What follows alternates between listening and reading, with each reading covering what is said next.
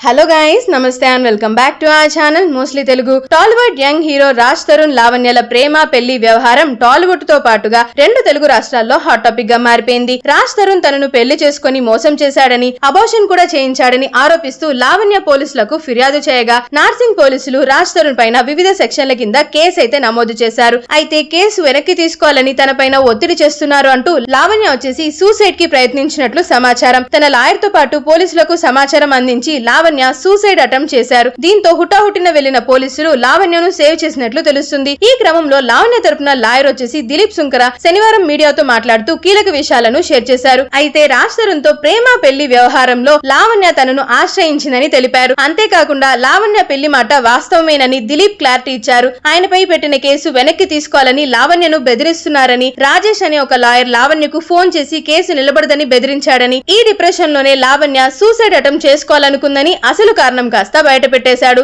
లావణ్యకు drugs అలవాటు ఉందని తప్పుడు ప్రచారం చేశారని, ఆమెకు డ్రగ్స్ అలవాటు ఉంటే నిరూపించాలని సవాల్ చేశారు. తప్పుడు కేసులతో లావణ్యను ఇరికించారని, ఆమెకు న్యాయం జరిగే వరకు పోరాడుతానని తేల్చి చెప్పారు. సో లావణ్య పైన తప్పుడు ఆరోపణలు చేస్తున్న రాజ్ తరుణ్ దమ్ముంటే మీడియా ముందుకు రావాలని డిమాండ్ చేశారు. సో దాంతో ప్రస్తుతం ఈ న్యూస్ కాస్త సోషల్ మీడియాలో విపరీతంగా వైరల్ గా మారిపోయింది. సో ఇలాంటి మరిన్ని ఇంట్రెస్టింగ్ ఫిల్మ్ ట్రెండింగ్ అప్డేట్స్ కోసం వెంటనే మన ఛానల్ అయిన మోస్ట్లీ తెలుగుని సబ్స్క్రైబ్ చేసేసుకోండి.